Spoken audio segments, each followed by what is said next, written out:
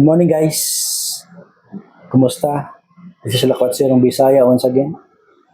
Sana nasa mabuti kayong kalagayan, mga kababayan, kung saan man kayong dako sa mundo. Magandang umaga at magandang tanghali at magandang gabi. Kung saan man makarating aking komentaryo ng bayan. Alam nyo guys, itong sinasabi ni Erwin Tulfo na sometimes we need to bend the law. Naniwala ako dyan. Naniwala talaga ako dyan. Alam mo kung bakit? Sa mga nagdaang panahon, noong mga panahon na nag-serve ng arrest warrant si General Torre kay Pastor Kibuloy, yung address ng arrest warrant na yun is sa Pasig. Diba? Naalala nyo yun?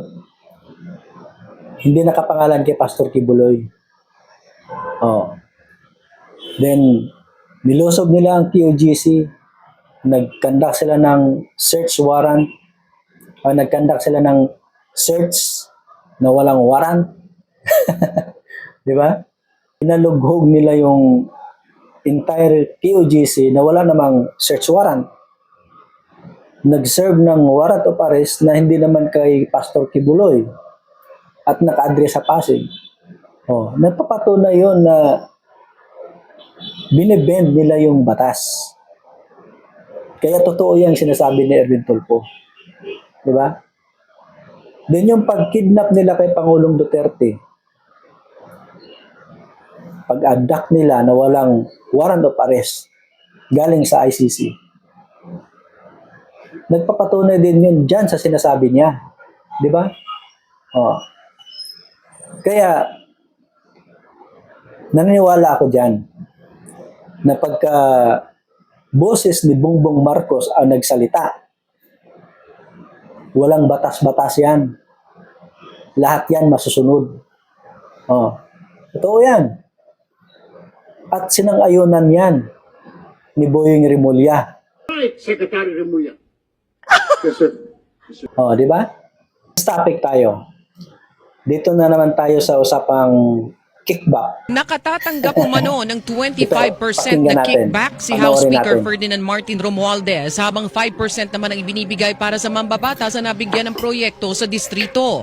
Ayon sa contractor na si Curly Discaya, 6% naman ang ibinibigay para sa Bids and Awards Committee, 7% sa taga-DPWH at 7% din para sa tax. 35 hanggang 38% naman ang natitira para sa mismong proyekto, kung saan sinabi ni Discaya na kahit kakaunti na lang ang natitirang pondo para sa proyekto, maayos pa rin nila itong natatapos. Napipilitan umano ang mga Discaya na magbigay ng kickback sa mga mambabatas at opisyal ng gobyerno dahil sa sobrang panggigipit ng mga politiko. So, kita nyo, 25 to 30% ang natatanggap ni Martin Romualdez sa kickback ng proyekto. 5% sa mga mambabatas. So, anong ginagawa ni BBM ngayon, di ba? Bakit tila parang wala siyang pakialam sa mga nangyayari ganyan sa Kongreso noong mga panahon na kumikickback ito mga animal na congressman? So, nung nag-testify si Discaya sa Senate na maraming mga congressman na nadadawit sa issue ng kickback, nung biglang pinalitan ang chairmanship ng Blue Ribbon Committee. Kaya instead na ang atensyon ng mga tao is nandoon sa congressman, sa mga congressman, sila ngayon sa Senado ang nagkakagulo. Kita nyo ang reverse ng kanilang pagmamanipula sa issue. So sila ngayon, ang focus ng mga tao nandoon sa Senado. Sila ngayon doon ang nagbabangayan. So ang mga pangalan nitong mga congressman na binanggit ni Discaya, wala na, di ba? Kaya ang pinakakasuhan ngayon ng NBI, itong mga senador Wala naman tayong problema diyan sa mga senador.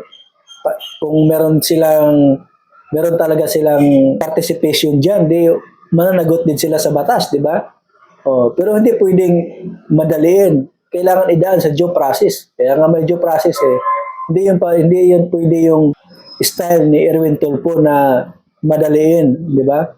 So, ang ano lang diyan, yung mga pangunahing pangalan na lumutang ng nagdaang hearing sa Senado, wala na. Particularly si Romualdez. Di ba?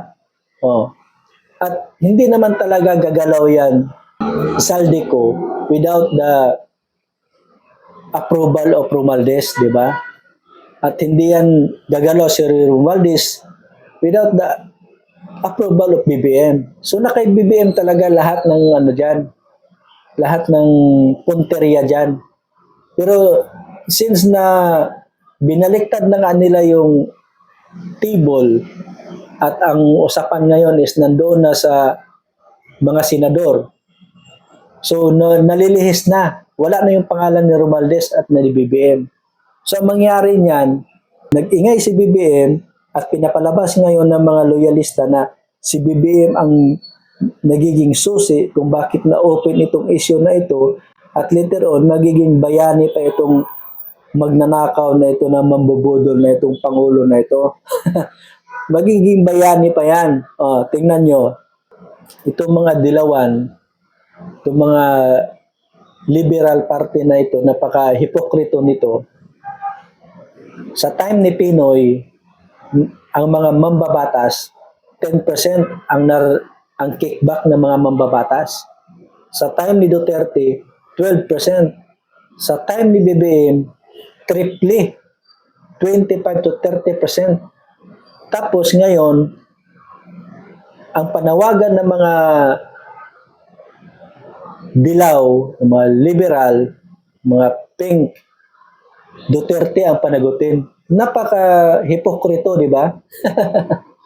Hindi nila iniisip na nung nakaraan, time ni Pinoy, 10%, kahit na 10%, 10% lang yan, still pag nanakaw pa rin yan. How much more ito kay BBM ngayon? 25 to 30%. Di ba? Ganon sila ka-hipokrito. So guys, thank you so much for watching. Maraming salamat. Ingat kayo parati. Bye-bye. Good bless.